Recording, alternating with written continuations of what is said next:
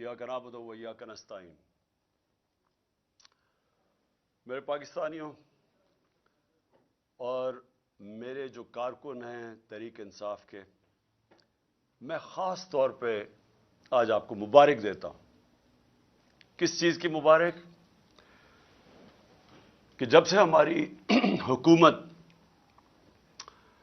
हमारी हुकूमत हटाई गई एक साजिश के तहत, मैं उस दिन से एक ही बात बार बार कहता रहा कि पाकिस्तान में जब तक साफ और शफाफ इलेक्शन नहीं होंगे, हमारा मुल्क एक दलदल में फंसता जाएगा। उससे पहले भी जब साजिश हो रही थी हमारी गवर्नमेंट गिराने की, तो उस वक्त जो आर्मी चीफ थे उसको मैंने समझाया कि जब भी आपने सियासी इस्तेकाम खत्म किया, एक गवर्नमेंट गिरा के, जब पॉलिटिकल इंस्टेबिलिटी, जैसी गवर्नमेंट गिरेगी पॉलिटिकल स्टेबिलिटी आएगी, मैं तब कहा कि आप कोई भी, और खास तौर पे ये लोग जिनको मैं 30 साल से जानता हूं, माशियत को नहीं संभाल सकेंगे। और शौकत तरीन को भी भेजा, समझाने की कोशिश की कि किधर पाकिस्तान खड़ा है, दुनिया का क्या माहौल है। यूक्रेन की जंग शुरू हो चुकी थी, कमोडिटी सुपर साइकिल, कीमतें ऊपर चली गई थी दुनिया में। तो जो हमारे लिए मुश्किलात थी, वो मुश्किलात बढ़नी थी जैसे ही एक हुकूमत को हटाते और सियासी इस्तेकाम खत्म होता। तो मैंने अपनी पूरी कोशिश की, अपनी गवर्नमेंट भी मैंने डिसॉल्व कर दी। लोगों को ये याद नहीं कि अप्रैल के पहले हफ्ते में मैंने अपनी गवर्नमेंट डिसॉल्व कर दी थी। मैंने कहा इलेक्शंस करवाओ। सुप्रीम कोर्ट में चले गए, हमें शिकस्त हो गई, हमने कबूल कर ली। हम इनकी तरह रोते नहीं हैं। जब सुप्रीम कोर्ट का फैसला हुआ हमने कबूल कर लिया, हमारी गवर्नमेंट चली गई। उसके बाद मैं बार बार ये कहता रहा कि जब तक आप इस मुल्क में इलेक्शन नहीं करवाएंगे, सियासी तौर पे मुल्क स्टेबल नहीं होगा। और अगर सियासी तौर पे स्टेबल नहीं होगा तो माशी भी इस्तेकाम नहीं आएगा।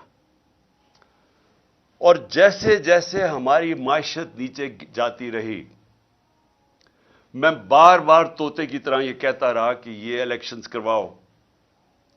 लेकिन मसला यह आ गया कि ये जो पीडीएम की पार्टीज थी, ये भी और जो इनके पीछे हैंडलर्स थे, दोनों डर गए इलेक्शंस करवाने से। और वो इलेक्शंस इसलिए नहीं करवा रहे थे कि जैसे जैसे अवाम खड़ी होती गई तहरीक इंसाफ के साथ, उस गवर्नमेंट के साथ, यानी कभी भी पाकिस्तान की तारीख में एक गवर्नमेंट गिराई गई हो, कभी अवाम उसके लिए नहीं निकली। यानी हमारी मैं सारी तारीख जानता हूं, मैं तकरीबन जिस तरह पाकिस्तान के साथ बड़ा हुआ हूं, जब मार्शल लॉ भी लगता था तो लोग आके मिठाइयां बांटते थे। जो भी गवर्नमेंट 90 की दिहाई में गिरती थी, लोग मिठाइयां बांटते थे।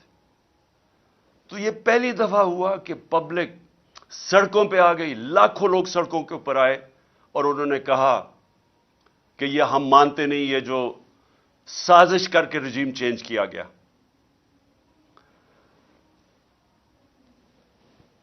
बदकिस्मती से बजाय मेरी बात सुनने के लिए, क्योंकि मैं तो वो कह रहा था जो पाकिस्तान की बेहतरी थी, बजाय मेरी बात सुनने के हमारे कारकुनों के ऊपर जो सख्ती की गई।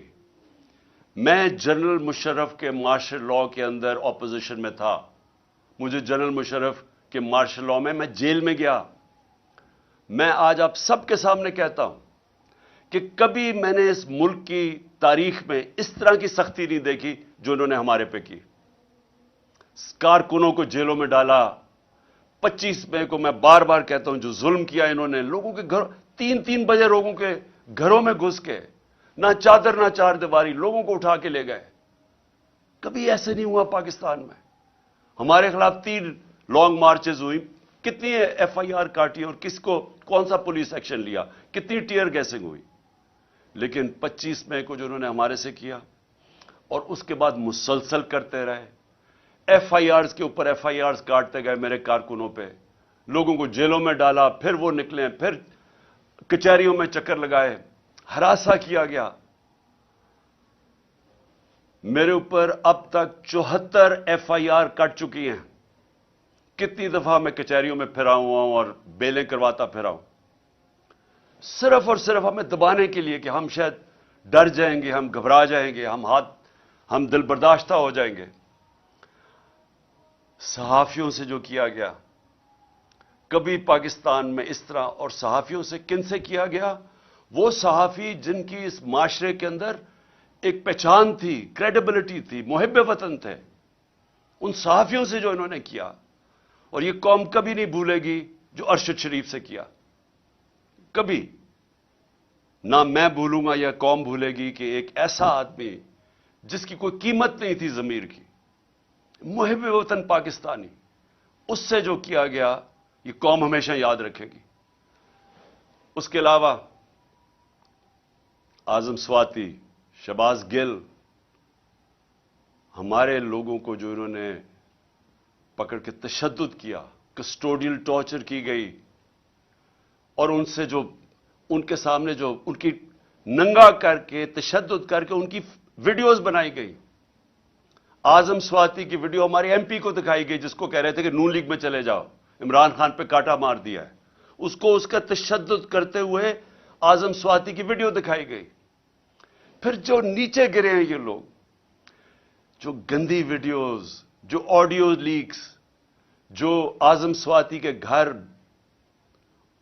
ان کی بیوی کو اور بیٹی کو جو گندی ویڈیو بھیجی گئی، کبھی اس ملک میں ایسے نہیں ہوا۔ اور پھر سلمان فاروقی، اس کو پکڑ کے ننگا کر کے اس کو مارا گیا، اس کو دھمکایا گیا۔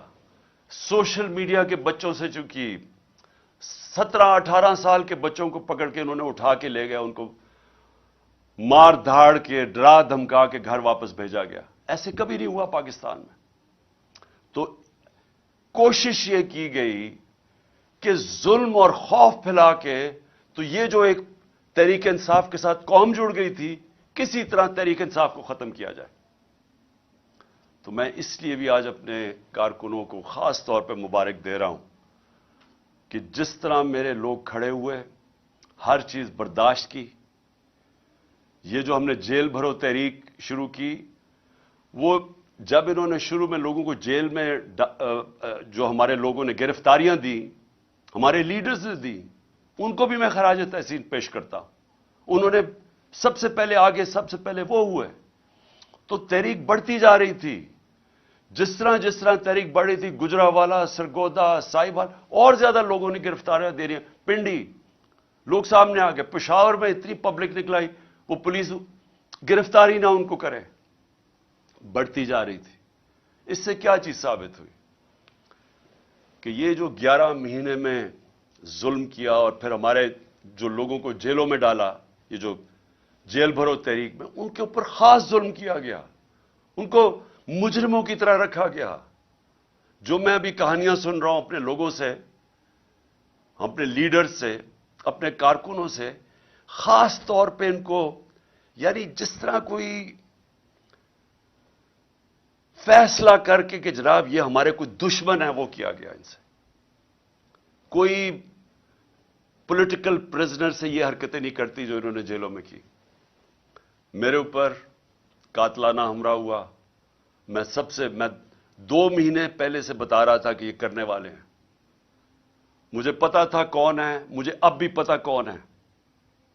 وہ لوگ جو طاقت میں بیٹھے ہوئے ہیں اس وقت، پرائم منسٹر، انٹیریئر منسٹر، ہماری ایجنسیز کا سب سے اس وقت جو خوفناک آدمی ہے، ظالم آدمی ہے، انہوں نے پلان کر کے مجھے قتل کرنے کی کوشش کی۔ لیکن ایک پلان انسان بناتا ہے، ایک اللہ بناتا ہے۔ اس کا میں شکر ادا کرتا ہوں کہ آج تحریک انصاف ادھر پہنچ گئی ہے، اور میں پھر سے کہتا ہوں کہ میں نے ساری پاکستان کی سیاست 70 سال جیسے مجھے ہوش آئی ہے تب سے دیکھ رہا ہوں۔ کبھی پاکستان کی تاریخ میں کسی جماعت کو اللہ نے وہ عزت دی جو آج تحریک انصاف کو دی ہے۔ 37 बाय इलेक्शन हुए, 37 बाय इलेक्शन। सारी जमातें एक तरफ, इलेक्शन कमीशन उनकी मदद करने आई, इंतजामिया ने उनकी मदद की, और जो अपने आप को न्यूट्रल्स कहते थे वो उनके साथ खड़े हुए।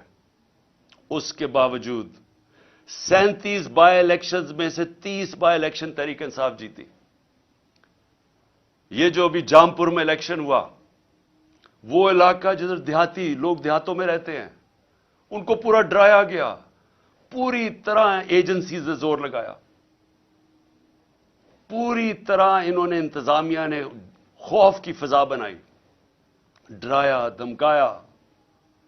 तो जाए पूछे जरा जामपुर में हुआ क्या। सारी पार्टीज के वोट उनसे अकेली मोहसिन लगारी तहरीक इंसाफ के कैंडिडेट की ज्यादा वोट्स थी। जो जनरल इलेक्शन में वोट पड़ी उससे भी ज्यादा पड़ गई। इससे और ज्यादा खौफजदा थे, और उन्होंने पूरी कोशिश की कि किसी तरह, जो आइन के अंदर 90 दिन का इलेक्शन का लिखा हुआ है कि जैसे ही प्रोविंशियल असेंबलीज डिसॉल्व होनी थी तो 90 दिन के अंदर इलेक्शन होना था। गवर्नर्स इनके, उन्होंने नहीं इलेक्शन की डेट दी, इलेक्शन कमीशन उसने नहीं डेट दी। आखिर में सुप्रीम कोर्ट ने फिर उसके ऊपर एक्शन लिया, और आज सारी कौम सुप्रीम कोर्ट का शुक्रगुजार है कि आपने इस मुल्क के आइन की हिफाजत की, और आपने मुल्क को इलेक्शन की तरफ लगाया, जो एक ही तरीका है। अगर पाकिस्तान को इस दलदल से निकालना है, एक ही तरीका है इलेक्शंस, जो मैं फिर से 11 महीने से लगा हुआ हूं कहने हैं कि इसके अलावा जो भी आप कुछ करेंगे मजीद दलदल में फंसता जाएगा हमारा मुल्क। और आज हालात क्या है? आज अगर पाकिस्तान के आप हालात देखें तो दुश्मन भी मुल्क से वो ना करे जो इन सारी जमातों ने मिलकर किया। सिर्फ इनका मकसद था कि इनको जो करप्शन के केसेस थे इनके ऊपर वो माफ करवाने थे। आते साथ ही अपने करप्शन के केसेस माफ करवा लिए।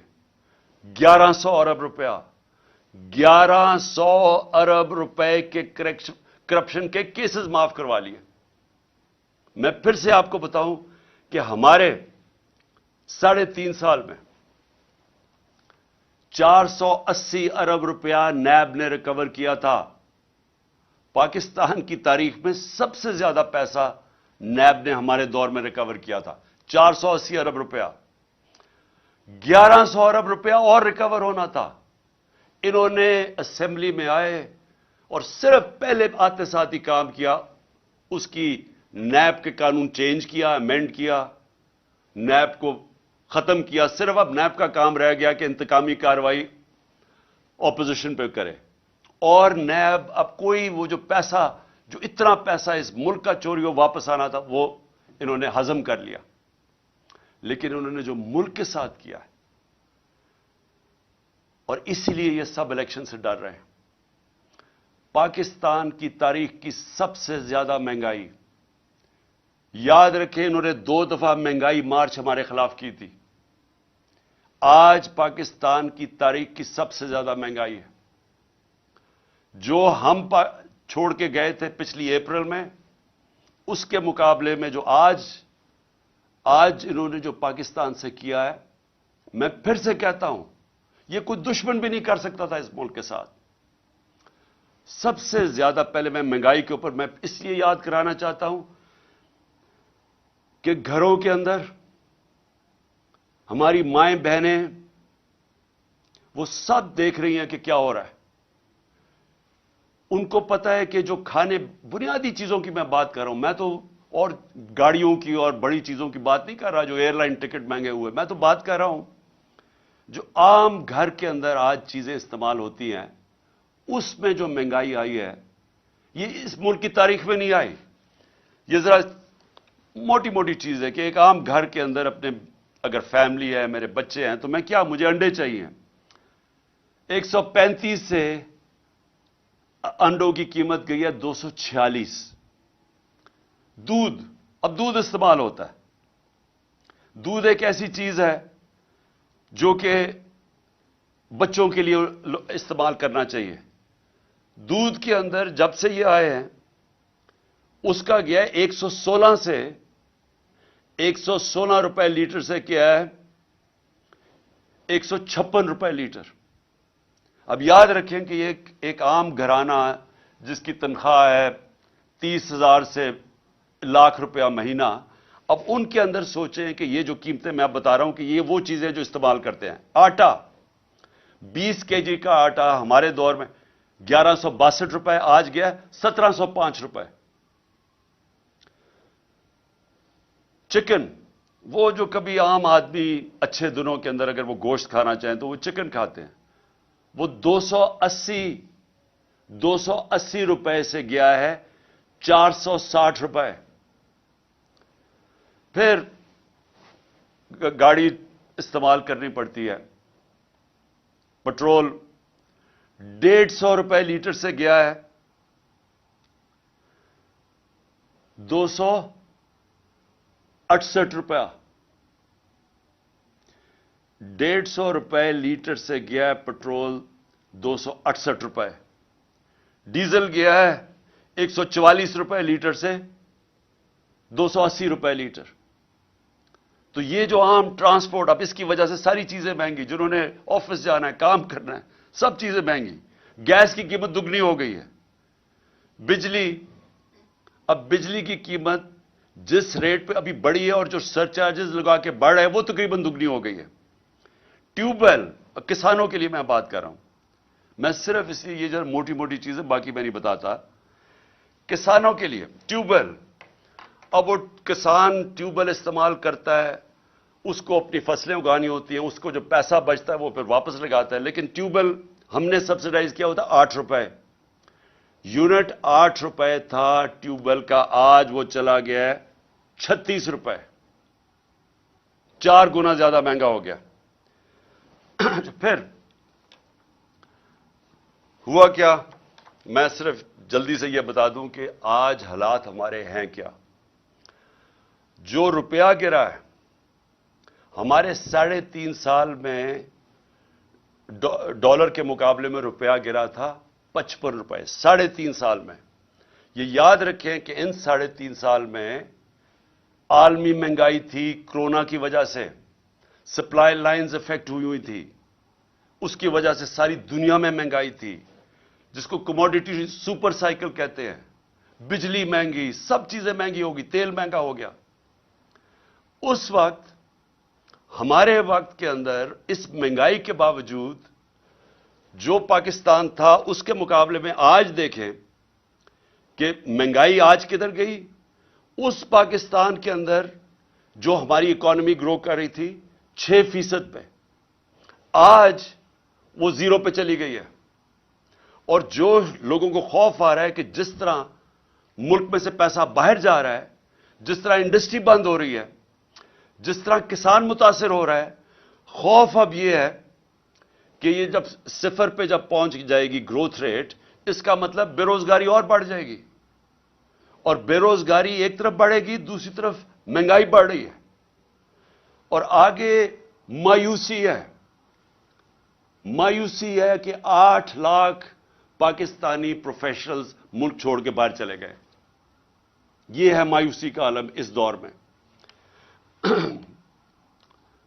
دو اور چیزیں میں آپ کو بتا دوں کہ اس دور میں کوئی بڑا مسئلہ نہیں آیا. ہمارے دور میں کرونا آیا, جو صدی میں ایک دفعہ اتنا بڑا ایک عذاب آتا ہے. صدی میں ایک دفعہ اس طرح کا ایک سانحہ ہوتا ہے جو ساری دنیا میں, کرونا نے دنیا میں جو امپیکٹ کیا. ہمارے دور میں اس کے باوجود ہمارا ملک بھی آگے جا رہا تھا, ہماری معیشت بھی 6% پہ بڑھ رہی تھی, 17 سالوں کے بعد اس طرح اوپر جا رہا تھا. انڈسٹری وہ ریکارڈ پرفارم کر رہی تھی, وہ آگے بڑھ رہی تھی. ہمارا ایک جو زرعی پیداوار تھی وہ 4.5% پہ تھی, وہ کوئی 17 سال کے بعد اوپر ملک جا رہا تھا. تو جب ملک اوپر بھی جا رہا تھا, روزگار 50 لاکھ نئی نوکریاں ملی ہمارے دور میں. تو اس مشکل حالات کے اندر کرونا کے باوجود، کموڈٹی سپر سائیکل کے باوجود، ہم جب وہ ملک کو سنبھال رہے تھے تو ان کے کون سی قیامت آئی کہ آج پاکستان ادھر آگے کھڑا ہو گیا؟ آج جو سب سے بڑا مسئلہ ہے کہ آج اگر جس طرح ہم جا رہے ہیں، ابھی مزید اور مہنگائی آنے والی ہے. ابھی یہ جو روپیہ گرا ہے، حال ہی میں جو روپیہ ابھی اور گرا ہے، اس کا بھی اور امپیکٹ پڑے گا، اور بھی تیل اور پٹرول اور مہنگے ہونے لگے، اور یہ مزید اور ہم دلدل میں دھستے جائیں گے. تو اس کا حل کیا ہے؟ میں آج اصل میں اپنی، کیونکہ یہ الیکشن ہماری کیمپین شروع ہونے لگی ہے، تو میں پہلے اب آپ کو بتاتا ہوں کہ راستہ کیا ہے اس میں سے نکلنے کا. قوم آج یہ پوچھ رہی ہے کہ اگر تحریک انصاف آتی ہے تو ہم کیا کریں گے؟ ہم کیسے قوم کو اس مشکل وقت سے نکالیں گے؟ سب سے پہلے جب تک اس ملک کے اندر ایک گورنمنٹ نہیں آتی جو ایک پبلک مینڈیٹ لے کے آئے، جو پبلک کی ووٹ سے آئے، جو پبلک جس پہ اعتماد کرے. پہلا تو اگر ملک کو اب اس دلدل سے نکالنا ہے، پہلے تو وہ گورنمنٹ چاہیے جس کے ساتھ پاکستان کی قوم کھڑی ہو، اور وہ صرف الیکشن سے آ سکتی ہے. میں یہ امید رکھ رہا تھا کہ جب 2 صوبوں کے اندر الیکشن اب سپریم کورٹ نے کہہ دیا اور وہ ہوں گے انشاءاللہ 30 اپریل کو، تو میں امید یہ رکھ رہا تھا کہ اتنی ان میں عقل آ جائے گی کہ بجائے 60% پاکستان میں الیکشن ہو، جنرل الیکشن کر دیں. اس سے ملک میں، کیونکہ جنرل الیکشن ہوگا تو ملک کے اندر استحکام آئے گا. کیونکہ جو بھی ہم کریں گے، جب تک ایک گورنمنٹ، ایک پاکستان کے اندر نیشنل الیکشنز ہو کے ایک گورنمنٹ نہیں آتی، تو سیاسی استحکام نہیں آنے لگا. اور وہ سیاسی استحکام الیکشنز میں آئے گا، اور اس کے بعد معاشی استحکام آئے گا. تو پہلا قدم تو یہ ہے کہ الیکشنز کروا کے ایک گورنمنٹ آئے پبلک کا مینڈیٹ لے کے، جو 5 سال کے لیے آئے، اور اس کے ساتھ اس کو عوام اس کے اوپر اعتماد رکھے کہ یہ مسئلے حل کرے گی. پھر یہ پہلا قدم ہے اس دلدل سے نکلنے کا. کیونکہ اس سے کیا ہوگا؟ اس سے ایک عوام کے اندر اعتماد آ جائے گا کہ اب یہ گورنمنٹ 5 سال کے لیے آ گئی. ہمیشہ یہ یاد رکھے کہ معیشت کے لیے سرٹنٹی، انگریزی کا لفظ ہے سرٹنٹی. جب تک لوگوں کو یہ اعتماد نہیں ہوتا کہ میں اگلے 2 3 4 5 سال تک یہی رہے گی حکومت، یہی پالیسیز رہیں گی، جب تک یہ اعتماد نہیں ہوتا، جو بزنس مین ہے، جو انویسٹر ہے، وہ پیسہ اپنا نہیں لگاتا. کیونکہ انویسٹر ہمیشہ سب سے زیادہ ایک ایسی چیز ہے جو سب سے زیادہ موسم کو دیکھ کے گھبراتا ہے کہ آگے کیا ہوگا. کیونکہ اس نے آج پیسہ لگانا ہوگا، تو وہ پیسے کے اوپر جب اس کی آمدنی واپس آنی ہے تو وہ ٹائم لگتا ہے. تو اس کے لیے سب سے زیادہ سیاسی استحکام چاہیے، اور وہ تب آتا ہے الیکشن سے، جب ایک ملک میں ایک سٹیبل گورنمنٹ آئے. تو پہلا قدم تو یہ ہے کہ اس وقت پاکستان کے لیے نمبر 1 چیز یہ ہے کہ ہم پولیٹیکل سٹیبلٹی لے کے آئیں. تو اس کے لیے الیکشنز کی ضرورت ہے. دوسری چیز، اب میں آپ کو بتا رہا ہوں کہ ہم نے اس میں سے نکلنا کیسے ہے. یہ جدھر ہم پہنچ گئے ہیں، جدھر یہ امپورٹڈ حکومت نے اس ملک کو آج پہنچا دیا، اپنے تو پیسے انہوں نے سارے کرپشن معاف کروا لی ہے، لیکن اب آگے تو ان کے پاس اب کوئی راستہ رہا ہی نہیں ہے. یہ تو جو بھی جب سے آئے ہیں، جو باتیں کہتے رہے ہیں، وہ ملک تو مزید اور نیچے جاتا رہا. بڑا شور مچایا تھا کہ 200 سے میں نیچے لے کے جاؤں گا ڈالر کو. تو ڈالر تو آج جس طرح حالات نظر آ رہے ہیں، وہ تو 300 پہ پہنچنے لگا. اور اس کے جو اثرات، پھر سے میں کہہ دوں کہ جب ڈالر، جو عام لوگوں کے میں بتا رہا ہوں کہ جب ڈالر 300 کا پہنچ جائے، یا ابھی بھی جو 280 کا پہنچ گیا تقریباً، تو اس کا مطلب سب سے بڑی چیز تیل مہنگا. تیل کا مطلب ڈیزل اور پٹرول مہنگا، پھر بجلی مہنگی. تو یہ تو پھر جو چیز آپ باہر سے لے کے آتے ہیں وہ سب چیزیں مہنگی، اور اس سے پھر ٹرانسپورٹ مہنگی. تو وہ ساری مہنگائی شروع ہوتی ہے جب آپ کا روپیہ گرتا ہے. باہر سے جو آپ چیزیں امپورٹ کرتے ہیں وہ ساری مہنگی ہو جاتی ہیں. اور جو سب سے بڑا امپیکٹ پڑتا ہے اس کا، وہ گھروں کے اوپر تب پڑتا ہے کہ جب بجلی، پٹرول، گیس سب مہنگے. دوسری چیز دیکھیں، اس کے لیے اگر ہم نے اب پاکستان کو جو حالات اب آ گئے ہیں اور جو سارے باہر کے جو ادارے ہیں جن کو موڈیز ہے یا یہ جو فچ ہے، یہ جو فیصلہ کرتے ہیں کہ ملک کی معیشت کی حالت کیا ہے، تو وہ جو فیصلہ کرتے ہیں کہ ملک میں کتنی سکت ہے، اس کی معیشت آگے بڑھ سکتی ہے یا یہ نیچے جا رہی ہے، تو وہ سارے اداروں نے آج پاکستان کو نیچے لے گئے ہیں کہ ڈیفالٹ کرنے لگا. ڈیفالٹ کا مطلب کہ جو ہم نے قرضے لیے ہوئے ہیں وہ اب واپس نہیں کر سکتے. ہمارے پاس آمدنی نہیں ہے وہ قرضے واپس کرنے، کیونکہ ہماری جو معیشت ہے وہ سکڑتی جا رہی ہے. گروتھ ریٹ کم ہونے کا مطلب معیشت کا سکڑنا. آپ مثلا مسئلہ اس وقت میں پھر آپ کو پہلے سمجھا دوں کہ مسئلہ کیا پاکستان کا. پاکستان کا مسئلہ یہ ہے کہ جو ملک میں ڈالرز آتے ہیں وہ کم ہیں اور جو ملک سے باہر ڈالرز جاتے ہیں وہ زیادہ ہیں. تو اس کا مطلب کیا ہوتا ہے کہ ہمارا ڈالر کے اندر خسارہ ہو جاتا ہے، جس کو کرنٹ اکاؤنٹ ڈیفیسٹ کہتے ہیں. جب یہ خسارہ ہو جاتا ہے ڈالر کا تو وہ روپے کے اوپر پریشر پڑنا شروع ہو جاتا ہے اور روپیہ گرنا شروع ہو جاتا ہے. اور وہی جو میں نے آپ کو، جب روپیہ گرتا ہے تو ساری چیزیں مہنگی ہو جاتی ہیں، غربت بڑھ جاتی ہے ملک میں. اور ملک میں جب روپیہ آپ کا گرتا ہے تو ملک کی آمدنی گر جاتی ہے.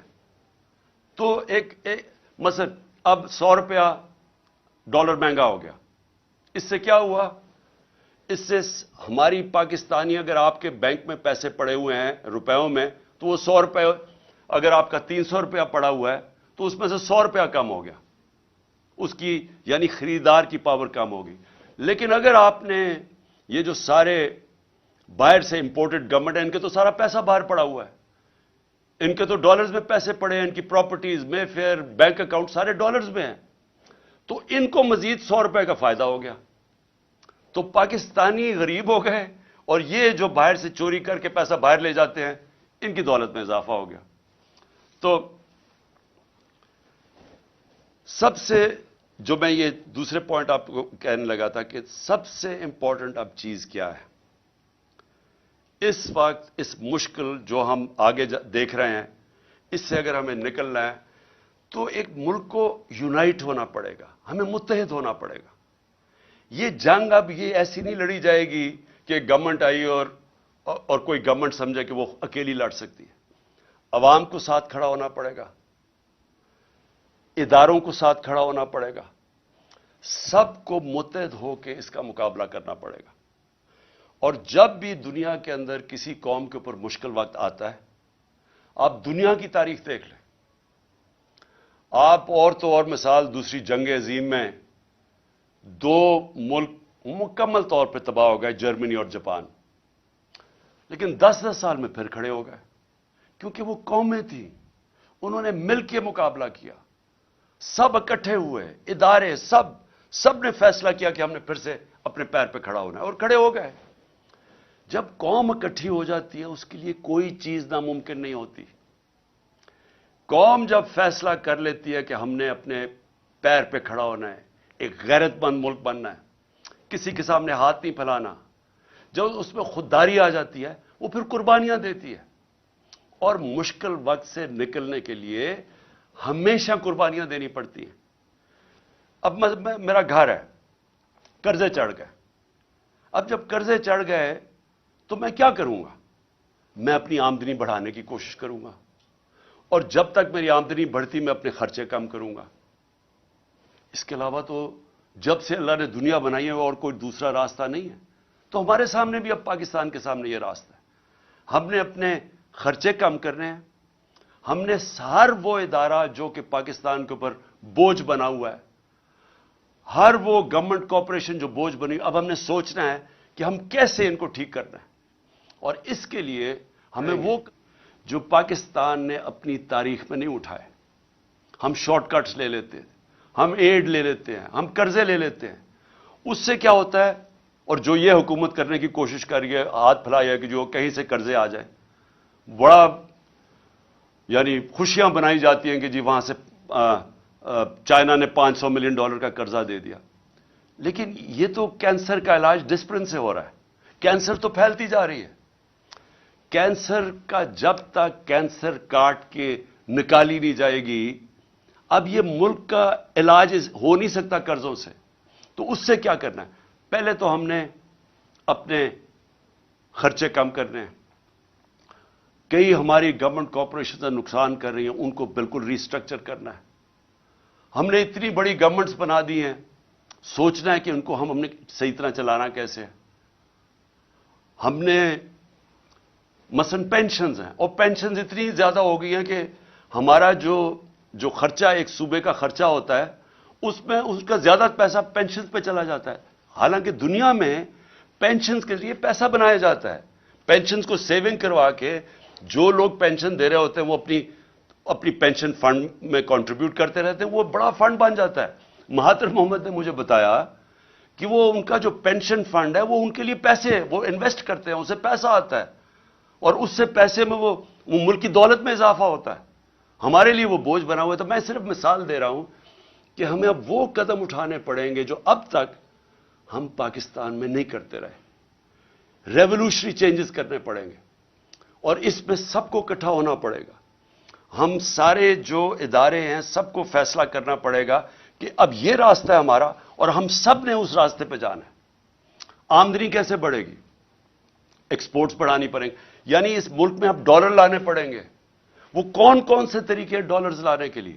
ایکسپورٹس. آج تک کسی نے توجہ ہی نہیں دی ایکسپورٹس کے اوپر. جو ساری دنیا میں ملک آگے بڑھے ہیں، چائنا آگے بڑھا ہے، ایسٹ ایشین ٹائیگرز آگے بڑھے ہیں، اس ساروں نے اپنی ایکسپورٹس کے اوپر زور دیا ہے. ہم نے کبھی توجہ ہی نہیں دی کسی نے. ہم جب آئے تھے تو پچھلے 5 سال ہمارے پہلے ایکسپورٹ ٹو جی ڈی پی ریشو وہ نیچے چلی گئی تھی، بجائے پازیٹو ہونے کے نیچے آ گیا تھا، کیونکہ کسی کی توجہ ہی نہیں ہے ایکسپورٹس کے اوپر. تو سب سے پہلے تو دولت میں اضافہ کرنے کے لیے، اپنے ملک کی دولت اضافہ کرنے کے لیے سب کو سمجھانا پڑے گا کہ ہر چیز جو پاکستان ایکسپورٹ کر سکتا ہے، ہمارے ساری گورنمنٹ کے اداروں نے پورا مل کے ان کی مدد کرنی ہے کہ وہ ایکسپورٹ زیادہ کریں. ابھی آپ ایکسپورٹر سے، جب میں پرائم منسٹر تھا تو ان سے پوچھتا تھا تو وہ آتے ساتھ ہی بتاتے تھے کہ کتنی رکاوٹیں ہیں ان کے راستے میں، کہ ہماری گورنمنٹ کی کتنی رکاوٹیں ہیں ان کے راستے میں ایکسپورٹ کرنے کے لیے. تو پہلے تو یہ سمجھ لینا کہ جب تک ہم ایکسپورٹس کے اوپر ساری قوم مل کے انکریج نہیں کرے گی، ایکسپورٹرز کو پرائزز نہیں دیں گے، ان کو ہم ریکگنائز نہیں کریں گے، ان کو وی آئی پیز نہیں بنائیں گے، تب تک یہ ملک اب اس دلدل سے نہیں نکل سکتا. اس کے علاوہ، ایکسپورٹس کے علاوہ اور کون سی چیزیں ہیں جو ڈالر لا سکتی ہیں؟ پہلے تو سوچیں اور کون سی چیز ڈالرز ہمارا خرچہ بچا سکتی ہے. ہم مثلا پام آئل امپورٹ کرتے ہیں، ہم نے کیوں نہیں سوچا کہ اور کیا طریقے ہیں کہ ہم پام آئل کی اپنی امپورٹ کم کر سکیں. ہم نے پختونخوا کے اندر 2013 کے بعد ایک پورا زیتون کی پوری پلانٹیشن کرنی شروع کی، اور آج وہ انقلاب آ چکا ہے زیتون کا. اور زیتون کے اتنے ہم نے اب وہ لگا دیے ہیں، جنگل بنا دیے ہیں کہ انشاءاللہ تھوڑی دیر کے بعد ہم زیتون ایکسپورٹ کر سکیں گے. لیکن یہ ہمیں سب پہلے چیزیں سوچنی چاہیے تھی، کیونکہ جب بھی پاکستان کا اب آگے دیکھیں گے تو سارا وقت ہمیں سوچنا ہے کہ ڈالرز اس ملک میں کیسے آئیں گے. کون سی ایسی مثلا ٹورزم ہے. سوئٹزرلینڈ صرف ٹورزم سے 60 سے 80 ارب ڈالر کماتا ہے ٹورزم سے. ہمارا جو پہاڑی علاقہ ہے، یہ جس کو ہم ناردرن ایریاز کہتے ہیں، وہ دگنا ہے سوئٹزرلینڈ سے، اس سے زیادہ خوبصورت ہے. لیکن ہم تو کوئی پیسہ نہیں کماتے اس سے، کیونکہ ہم نے کسی نے سوچا ہی نہیں ہے. ہمارے جو اس ملک میں صاحب اقتدار، ہماری ایلیٹ، وہ ساری گرمیاں تو گزارتی ہے جا کے انگلینڈ میں اور یورپ میں چلی جاتی ہے. کسی کو پتہ ہی نہیں ہے کہ ہم کس طرح کی، اللہ نے ہمیں کس طرح کی نعمتیں دی ہوئی ہیں جو ہمارے ہیں. تو ہم نے کبھی سوچا ہی نہیں ہے اس کا. تو ایکسپورٹس بڑھانا، ٹورزم، پھر جس طرح میں نے کہا پام آئل، زیتون، ہر چیز وہ جو ہم باہر سے امپورٹ کرتے ہیں پاکستان میں ہر کچھ ہم اگوا سکتے ہیں. ہم نے کبھی اس کے اوپر نہیں سوچا. ہمارا سارا تقریباً کتنے 100 کلومیٹر کا ہمارا سمندر ہے، ادھر ہم سارا پام آئل اگا سکتے ہیں, کبھی کسی نے سوچا نہیں. پھر ہم کیسے, جو اصل اب چیلنج ہے میں آپ کو سنوں کہ انویسٹمنٹ لے کے آنی ہے پاکستان میں, ہم کیسے انویسٹمنٹ لا سکتے ہیں. میں آپ کو, ہندوستان 6.5 گنا بڑا پاکستان سے ہے. پچھلے سال پاکستان میں جو انویسٹمنٹ آئی ہے 2022 میں $2 ارب. ہندوستان میں کتنی انویسٹمنٹ آئی ہے؟ $75 ارب. ہم جب تک ایک ملک میں انویسٹمنٹ ہی لے کے آئیں گے, ہماری دولت کے اندر پھر بھی اضافہ نہیں ہوگا, کیونکہ انویسٹمنٹ جب ڈالرز میں آئے گی, ہمارا جو ریزروز ہے ڈالر کے بڑھیں گے. ہمیں یہ مسئلہ نہیں آئے گا جو آج آیا ہوا ہے کہ ہمارے ریزروز ہی ختم ہو گئے, ڈالر ختم ہو گئے, روپیہ گر رہا ہے, مہنگائی بڑھ رہی ہے. کوئی پاکستان میں آج سرمایہ کاری کرنے کے لیے کیوں نہیں تیار؟ کیونکہ وہ ڈالر ہی خریدتے ہیں, اس کو ضرورت کیا جب روپیہ گر رہا ہے.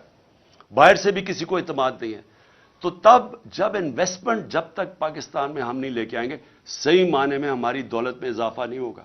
ہم نے ٹیکنالوجی زونز بنائے, ہم نے ایکسپورٹ زونز بنائے, ہم نے خاص طور پہ یہ بنائے اس لیے کہ جو باہر سے ہمارے ملک میں انویسٹ کرنا چاہتا ہے, ادھر ہم نے ان کے لیے کنسیشنز دی, ہم نے ٹیکس بریکس دیے تاکہ وہ آئیں اور یہاں انویسٹ کریں. بدقسمتی سے جو ہمارا سب سے ہمسایہ چائنا, وہ 2 سال بند ہو گیا کرونا کے اندر. جب کرونا آیا تو چائنا کے اندر تقریباً آنا جانا مشکل ہو گیا, ان کے کوارنٹین کے اتنے مشکل لاز تھے. تو وہ ہم نے وہ 2 سال مس کر دیے. لیکن فیوچر کے اندر ٹیکنالوجی زونز اور ایکسپورٹ زونز جو ہم نے مختص کیے ہوئے علاقے, ان کے اندر جس طرح چائنا جب آگے بڑھا تھا تو اس نے انوائٹ کی تھی انڈسٹری جو ان کی ایکسپورٹ زونز کے اندر آ کے انہوں نے پھر ایکسپورٹ شروع کی, اور اسی طرح چائنا کی یہ 30-35 سال پہلے انہوں نے کی, اور آج کہاں سے کہاں پہنچ گیا. تو ایکسپورٹ زونز ہیں, ٹیکنالوجی زونز, اور ٹیکنالوجی کی اب ذرا میں ٹیکنالوجی یہ دیکھیں, آئی ٹی ایکسپورٹس. ہم نے ان کی پہلی دفعہ آئی ٹی کی مدد کی, جو آئی ٹی کی کمپنیز تھی ہم نے ان کو انسینٹیوز دیے, تو ہماری 75% ایکسپورٹس بڑی آئی ٹی کی, اور بدقسمتی سے آ کے اس حکومت نے وہ ختم کر دیے جو انسینٹیوز دیے ہوئے تھے. ہندوستان کی آئی ٹی کی صرف ایکسپورٹس $150 ارب ہے جو وہ آئی ٹی ایکسپورٹس کرتی ہے. تو ہمارے پاس ایک ینگ پاپولیشن ہے, نوجوان آبادی ہے, ہمارے پاس بڑے آرام سے اگر ہندوستان کر سکتا ہے, ہم کم از کم $20-30 ارب تو ایکسپورٹ کر سکتے ہیں. کبھی کسی نے توجہ نہیں دی, تو اس کے اوپر ہم زور لگا رہے ہیں, اور ہم نے آخری 2 سال کوشش بھی کی. لیکن یہ جو میں انویسٹمنٹ کی پہلے بات کر رہا ہوں, دیکھیں یہ کیسے انویسٹمنٹ آئے گی پاکستان میں. ہمیں ایک ماحول بنانا پڑے گا. وہ ماحول کیسے بنے گا؟ ہمیں اس ملک میں رول آف لا قائم کرنا پڑے گا. اگر اب پاکستان نے آگے بڑھنا ہے تو یہ جو میں انصاف کی تحریک 26 سال پہلے چلائی تھی, یہ آپ سمجھ جائیں کہ جس ملک کے اندر انصاف ہے, قانون کی حکمرانی ہے, وہ ملک ترقی کر جاتے ہیں, وہ خوشحال ہے. جن ملکوں کے اندر جنگل کا قانون ہے, بنانا ریپبلکس ہیں, جس کی لاٹھی اس کی بھینس ہے, وہ جتنے مرضی آپ وسائل ان ملکوں میں قائم رکھ دیں, وہ ملک آگے نہیں بڑھ سکتے. میں یہ بار بار آپ کے سامنے یہ کہتا رہا ہوں کہ جو مدینہ کی ریاست میرے نبی صلی اللہ علیہ وسلم نے بنائی تھی, اس کی بنیاد عدل اور انصاف تھا. اللہ اس لیے حکم کرتا ہے کہ ان کے سنت پہ چلو, سیکھو کہ انہوں نے وہ دنیا کے سب سے عظیم لیڈر تھے, انہوں نے وہ کام کیا جو دنیا میں کسی انسان نے نہیں کر سکا. انہوں نے اس ملک کو کہاں سے, اب مدینہ کو دنیا کی امامت کی وہاں سے اٹھ کے ان لوگوں جن کی حیثیت کوئی نہیں تھی. تو سب سے پہلے مدینہ میں عدل اور انصاف قائم کیا. آج اب دنیا اٹھا کے دیکھ لیں, جن ممالک کے اندر رول آف لا ہے وہ خوشحال ہیں, اور جن ممالک کے اندر جس طرح ہمارے آج حالات ہیں کہ این آر او مل جاتا ہے. کیوں نہیں جی, کس یورپین ملک میں کبھی سنا ہے این آر او کسی کو ملتا ہوا؟ کبھی امریکہ میں سنا ہے, سوئٹزرلینڈ میں سنا ہے, کبھی سنا ہے کہ آپ چوری کریں, ملک کی دولت چوری کرو اور آپ کہیں جی میں قانون سے اوپر ہوں؟ اس کو جنگل کا قانون کہتے ہیں. کبھی سنا ہے؟ اپنے پاکستانی آپ کے باہر ہیں, 1 करोड़ पाकिस्तानी बाहर बैठा हुआ है। कभी उनसे पूछें कि Europe, England, America, Norway, Australia, कभी कब्जा ग्रुप का नाम सुना है? कभी कोई ताकतवर कमजोर की जमीन पर कब्जा कर सकता है? क्योंकि इंसाफ है वहां। क्यों आपके लोग यहां से पूरी हर किस्म की कोशिश करते हैं बाहर जाने के लिए? अभी मुझे अफसोस हुआ, हमारी एक हॉकी प्लेयर थी, तुर्की से जाते हुए इटली, वो उनकी किश्ती डूब गई, उसमें पता नहीं कितने 26 पाकिस्तानी भी डूब गए और वो हमारी हॉकी प्लेयर भी डूब गई। तो क्यों सोचा कि क्यों इतने लोग चांस लेते हैं? हर रोज आप पढ़ते हैं कि वो किश्तियों में जाने की कोशिश कर रहे हैं यूरोप में और वहां रास्ते में डूब जाते हैं। क्यों जाते हैं? वहां पैसे तो कोई बांट नहीं रहा। उन मुल्कों के अंदर इंसाफ है। इंसाफ का मतलब क्या है कि मैं अगर मेहनत करूंगा मुझे मेहनत का फल मिलेगा। वो ऐसे मुल्क हैं जब आप, जिसको आज एक लफ्ज इस्तेमाल किया जाता है, level playing field. Level playing field तब आती है जिस मुल्क के अंदर रूल ऑफ लॉ होता है, इंसाफ होता है। जब एक मुल्क के अंदर इंसाफ होता है, लोगों को तहफ्फुज मिलता है, उनके, जिसको फंडामेंटल राइट्स कहते हैं, बुनियादी हकूक को उनके मुल्क का कानून हिफाजत करता है उनकी। जब मुझे प्रोटेक्शन मिलती है तभी मैं आजाद होता हूं, और आजाद लोग ही बड़े काम करते हैं। तो जो बुनियादी चीज इंसाफ देता है वो आजादी देता है, वो एक इंसान को लेवल प्लेइंग फील्ड देता है। वो फिर उस जिधर इंसाफ होता है उधर इन्वेस्टमेंट जाती है, लोग उधर जाके अपनी फैक्ट्रियां लगाते हैं, क्योंकि उनको तहफ्फुज होता है, उनको एक कानून, एक मुल्क की अदालतों पे इत्तेमाद होता है कि मैं अगर यहां सरमायाकारी करूंगा तो मुझे हिफाजत मिलेगी। तो जब एक मुल्क के अंदर एक स्मॉल और मुल्क की जो रीढ़ की हड्डी होती है वो स्मॉल और मीडियम इंडस्ट्री होती है, जो मीडियम छोटी सनतें होती हैं, वो सबसे ज्यादा लोगों को रोजगार भी देती हैं और वो रीढ़ की हड्डी होती है। तो जब एक मुल्क के अंदर इंसाफ नहीं होता, कॉन्ट्रैक्ट एनफोर्समेंट नहीं होती, अदालतें उनको तहफ्फुज नहीं देती, जो पॉलिसीज प्रेडिक्टेबल नहीं होती, आगे यानी आज एक कानून बना कल दूसरा बना, आज एक टैक्स का निजाम है कल दूसरा बना, उस मुल्क के अंदर सबसे पहले जो कुचले जाते हैं वो छोटी सनतें हैं, स्मॉल और मीडियम इंडस्ट्री। और जब एक मुल्क में इंसाफ, कॉन्ट्रैक्ट एनफोर्समेंट, लोगों को तहफ्फुज देते हैं, वो फिर तरक्की करते हैं मुल्क, उधर खुशहाली आती है। शेर शाह सूरी की अगर आप कहानी पढ़ें, वो हिंदुस्तान का सबसे अजीम, एक बड़े बड़े हिंदुस्तान के हुक्मरानों में से एक शेर शाह सूरी था। तो उसकी अगर कहानी, उसकी जब जिंदगी पढ़ें तो शुरू किधर से हुआ था? उसके बाप की जागीर थी, बाप ने उसको कहा कि जागीर संभालो। ये बिहार के अंदर जागीर थी। उसने वो जागीर के अंदर सबसे पहले काम क्या किया? उसने जो बड़े बड़े डाकू थे उन सारों को खत्म किया। उसने अपने जागीर के अंदर कानून की हुक्मरानी कायम करके लोगों को तहफ्फुज दिया। जो सारे इर्द गिर्द की जागीरों के जो सनतकार थे, जो सरमायाकार थे, वो सारे उसकी जागीर में आ गए। उन्होंने वहां जाके पैसा लगाना शुरू कर दिया, वो सबसे खुशहाल हो गई। उधर से शेर शाह सूरी का नाम ऊपर आया। तो आज भी अगर आप स्विट्जरलैंड चले जाएं, यूरोप चले जाएं, जो मैंने देखा है, वहां पैसे नहीं लोग बांट रहे। आप, हमारे लोग इसलिए जाते हैं कि वहां का निजाम ऐसा है कि जो मेहनत करेगा उसको फायदा होता है, और वहां कोई तंग नहीं करता, कोई कब्जे नहीं करता, कोई ताकतवर आके उसको कोई रिश्वत नहीं मांगते हर दूसरे दिन लोग। दुबई में चले जाएं, दुबई में आप पूछें जरा पाकिस्तानियों से कि किस तरह, क्यों आप पाकिस्तान में नहीं बिजनेस करते, क्यों दुबई चले गए हैं, तो वो पूछें, वो आपको बताएंगे कि कोई तंग नहीं करता उनको पता है ये टैक्स है, इतना दो, आराम से मेहनत करो, काम करो, आपको फायदा होगा। तो जो सबसे जरूरी चीज पाकिस्तान में, कानून की हुक्मरानी कायम करना है, रूल ऑफ लॉ कायम करना है। ये मुझे बड़े लोगों ने मेरे से पूछा कि जी ये आप कैसे कायम करेंगे? ये मैं 26 साल से कोशिश कर रहा हूं। मैंने लोगों को, मेरे से जब बात करते हैं कि जी इमरान साहब देखें, आप ये ऑपोजिशन है, आप इनसे बात क्यों नहीं करते? मैं इन सबको अब से नहीं, पहले से भी कह रहा हूं कि पॉलिटिशियन सबसे बातचीत करता है। पॉलिटिशियंस किसी से कुटी नहीं करता। پولیٹیشنز کا کام ہوتا ہے سب سے بات کر کے اپنے موقف کے ارد گرد لانا، یا ان کی بات سننا، اپنی سننا، اور پھر کوئی بیچ میں کوئی گراؤنڈ پہ پہنچنا. لیکن جو لوگ ملک کا پیسہ چوری کرتے ہیں، آپ ان کے ساتھ کیسے سمجھوتا کر سکتے ہیں؟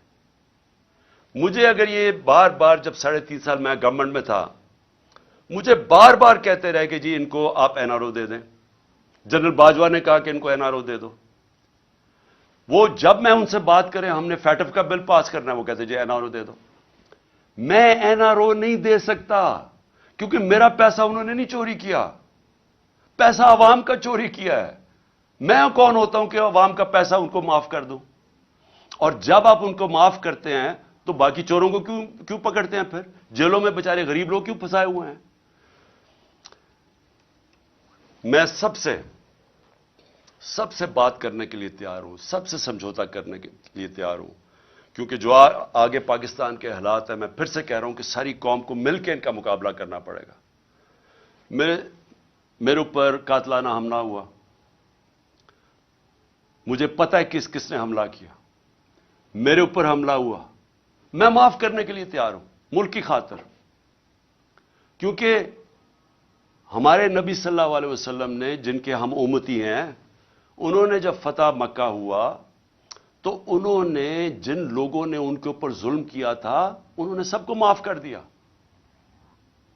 نیلسن منڈیلا نے اسی سنت پہ چلتے ہوئے، کیونکہ وہ تو رحمت العالمین ہے نا، وہ تو سب انسانوں کے لیے ایک رحمت بن کے آئے تھے. تو نیلسن منڈیلا نے جب 27 سال جیل میں گزارے، جب وہ باہر نکلا تو اس نے سب کو معاف کر دیا جنہوں نے اس کے اوپر ظلم کیا تھا. اور اس نے یہ کہا کہ ٹروتھ اینڈ ریکنسیلیشن، بس یہ سچ بول دو کہ آپ نے یہ ظلم کیا ہے تو ہم آپ کو معاف کر دیتے ہیں. ساؤتھ افریقہ کو بچا گیا، وہاں خون خرابہ ہونا تھا. آج بھی پاکستان جدھر کھڑا ہے اس وقت ملک کو اکٹھا ہونا ہے. تو میرے لیے، میں اپنی اگر ذات کے لیے پالیٹکس کر رہا ہوتا تو میں بھی کہاں جی اس کو میں نہیں چھوڑوں گا تو اس سے میں بدلہ لوں گا تو فلانے سے لوں گا. یہ میری ذات کی بات نہیں ہے، یہ ملک کی بات ہے. اور ملک آج ادھر کھڑا ہے. پاکستان کی تاریخ میں اتنا برا وقت پاکستانیوں پہ نہیں آیا. اس وقت جو اندازہ یو این ڈی پی اندازہ لگا رہی ہے کہ 1 کروڑ لوگ غربت کی لکیر سے نیچے چلے جائیں گے. ایک اندازے کے مطابق 50 لاکھ لوگ ان کو وہ بھوکے رہ جائیں گے. جو آج کل حالات ہے، تو ہم سب کی ذمہ داری ہے کہ اپنے ملک کے لوگوں کی جو اس وقت مشکل حالات میں ہیں، جو مہنگائی میں وہ حالات ہیں جو کبھی پاکستان میں نہیں تھے، ہمیں ان کو سامنے رکھنا ہے، اپنی ذات کے اوپر نہیں آنا. ان کے لیے ہمیں ملک کو اکٹھا کرنا ہے. ہم نے آگے اس ملک کو پیر پہ کھڑا کرنا ہے تو شروع ادھر سے ہوگا جدھر ایک سارے ادارے مل کے اب فیصلہ کریں. عدلیہ، ہماری عدلیہ کا بہت بڑا رول ہے. جوڈیشل ریفارمز چاہیے. ہم اپنی عدلیہ کے اندر ریفارمز کریں تاکہ انویسٹر آئے. سب سے زیادہ پاکستان کا اثاثہ میرے پاکستانیوں یاد رکھیں اوورسیز پاکستانی ہیں. یہ جو آپ کے تقریباً 1 کروڑ پاکستانی باہر بیٹھا ہوا ہے، ان کا پیسہ ڈالروں میں کمایا جا رہا ہے. یہ اتنا بڑا اثاثہ ہے کہ ہم تھوڑی عقل استعمال کر لیں، ملک میں ماحول ٹھیک کر دیں، جس کو کہتے ہیں انویسٹمنٹ انوائرمنٹ ٹھیک کر دیں، ایز آف ڈوئنگ بزنس کر دیں. ہم ان کے لیے رکاوٹیں کم کر دیں. ہم اپنی بیوروکریسی کو، سول سروس کو، اپنی عدلیہ کو، اپنی فورن مشنز جو بیٹھی ہوئی ہیں، ہماری جو فورن ایمبیسیز ہیں، سب کو لگا دیں کہ ہم نے ان کو سہولتیں دینی ہیں پاکستان میں، تاکہ یہ اب پاکستان میں سرمایہ کاری کریں. آپ کو اندازہ نہیں کہ اس ملک میں کتنا پیسہ آ سکتا ہے. جو ہم تھوڑے تھوڑے ڈالرز کے لیے ذلیل ہو رہے ہیں دنیا میں، ایک دفعہ بیرون ملک پاکستانیوں کے لیے ہم ماحول بنا دیں، اس ملک میں اتنا پیسہ آ سکتا ہے، ڈالرز آ سکتے ہیں کہ ہمیں کبھی آئی ایم ایف کے پاس جانا نہ پڑے. آپ کو میں ابھی بلومبرگ ایک وہ میگزین ہے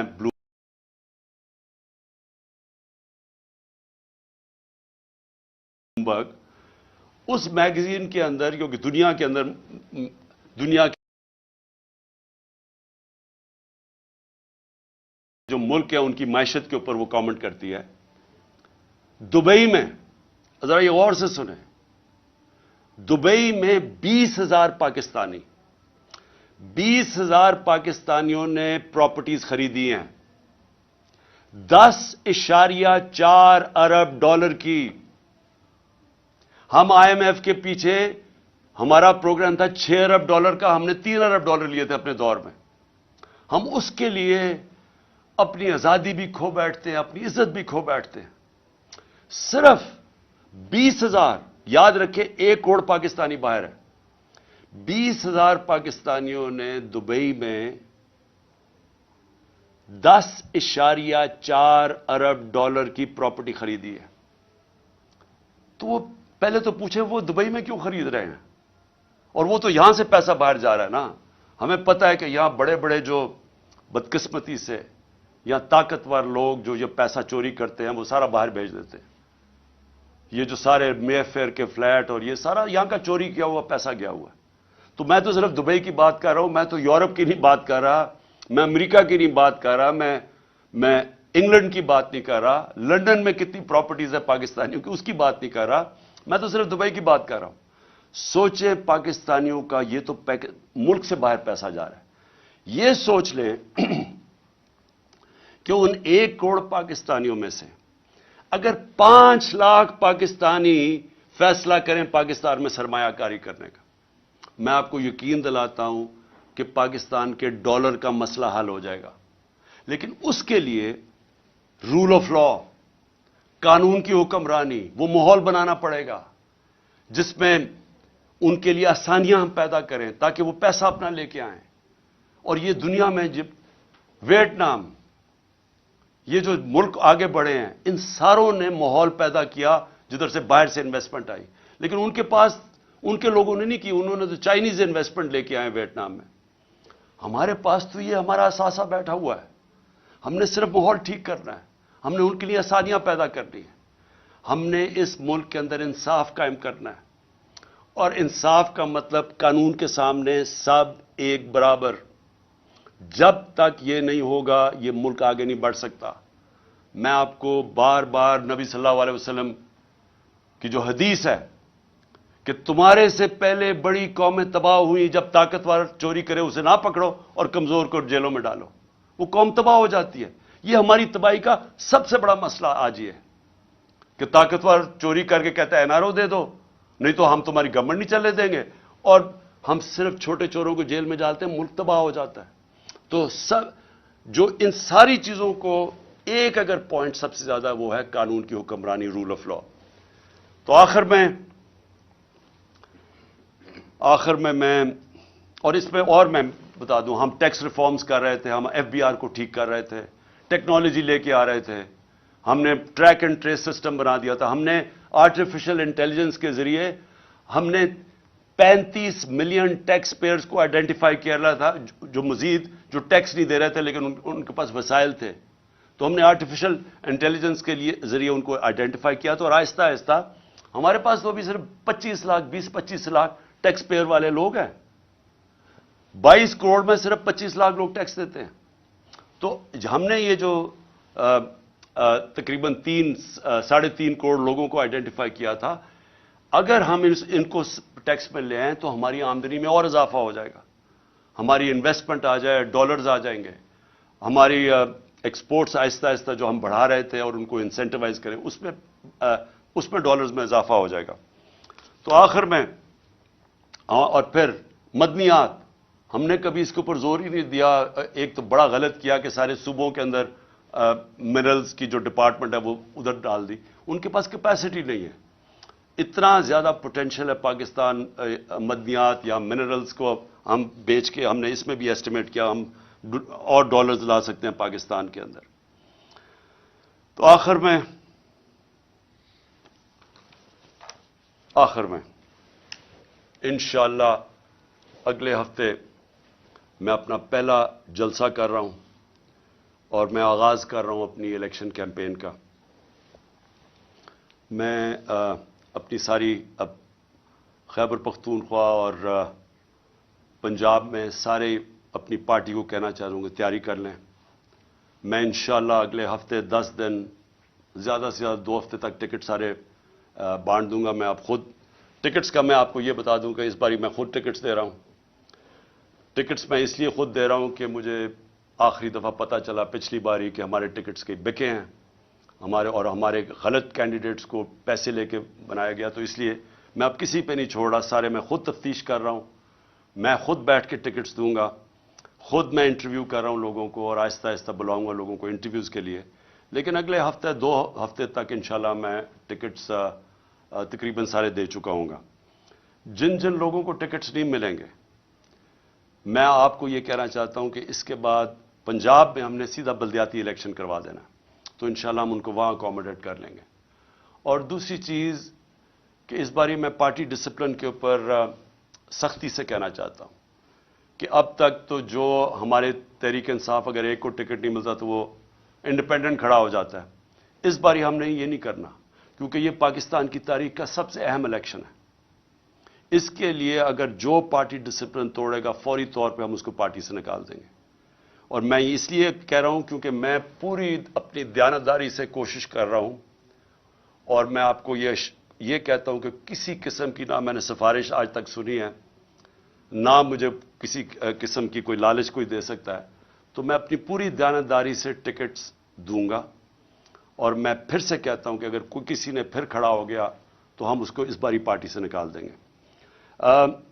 ہفتے کو پہلا میرا جلسہ ہے, اور مجھے یہ پتہ ہے کہ اس وقت ایک پلان بنا ہوا ہے.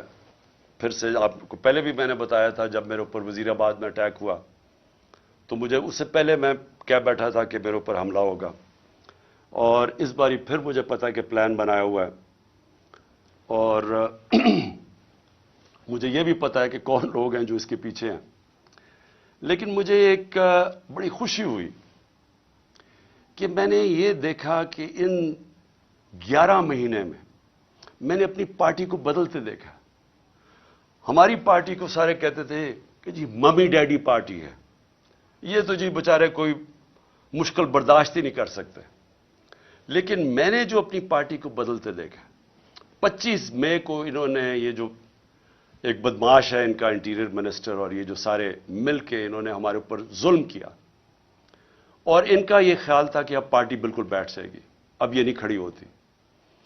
لیکن پارٹی پھر سے کھڑی ہوئی, اور لوگ شوق میں چلے گئے, ہکا پکا رہ گئے کہ کیسے کوئی کر سکتا ہے جمہوریت کے اندر جو انہوں نے ہمارے پہ ظلم کیا تھا. اس کے باوجود, اور ڈرایا دھمکایا, اعظم سواتی کو جب مار رہے تھے اس کو کہہ رہے تھے کہ یہ عمران خان کو بتانا, اس سے ہم یہ کریں گے. وہ اعظم سواتی اور یعنی ان کا اور عزم مضبوط ہو گیا. اور اس کے بعد ابھی جو ہمارے لوگ جیلوں میں گئے, میں ابھی جیلوں والے لوگوں سے بات کر رہا تھا جو واپس آئے, انہوں نے خاص طور پہ فیصلہ کیا کہ ان کو دبانا, ان کو سبق سکھاؤ. مجرموں سے زیادہ انہوں نے ہمارے اوپر سختی کی جیلوں کے اندر. اس کے جو میں نے اب ان لوگ اپنے کارکنوں کو دیکھا جو نکلے ہیں, وہ اور زیادہ پر عزم ہے. اس لیے اب مجھے ایک چیز ہو گیا کہ اگر عمران خان کو کچھ ہو بھی جاتا ہے تو یہ وہ پارٹی بن گئی ہے, یہ اس ملک کا نوجوان میں وہ شعور آ گیا ہے, وہ تیار ہو گیا کہ اب کبھی بھی انشاءاللہ اس ملک کو حقیقی آزادی کی طرف کوئی بھی روک نہیں سکتا. یہ وہ قوم, میں ایک دن اللہ سے دعا کرتا تھا کہ کیونکہ میں باہر کے ملک دیکھتا تھا سارے, اور میں دیکھتا تھا ان کو کہ وہ آزاد لوگ تھے, وہ لوگ آزاد تھے, اور آزاد لوگوں کی پرواز اوپر ہوتی ہے. اور میں ہمیشہ دیکھتا تھا کہ ہم ایک دبے ہوئی قوم ہیں, ہم ایک ہی پولیس کا دبکا آ جائے کہ یہ جیل میں ڈال دیں گے تو اسے دیکھ کے ڈر جاتے تھے, کیونکہ ہم کبھی حقیقی معنی میں آزاد نہیں ہوئے. اب میں ایک آزاد قوم کو ابھرتے دیکھ رہا ہوں. میں اپنے نوجوانوں کو لا الہ الا اللہ کا مطلب سمجھتے دیکھ رہا ہوں. لا الہ الا اللہ انسان کو غیرت دیتا ہے, خودداری دیتا ہے. یہ جو خوف کا سب سے بڑا جو غلامی انسان کرتا ہے, وہ خوف کی بت کی غلامی کرتا ہے. मैंने उससे आजाद होते देखा लोगों को। इसलिए मुझे ये फिक्र नहीं है कि जो भी आगे रास्ता होता है, मुझे पता है कि जो ये अब कौम निकल रही है, अब इसको कोई गुलाम नहीं बना सकता।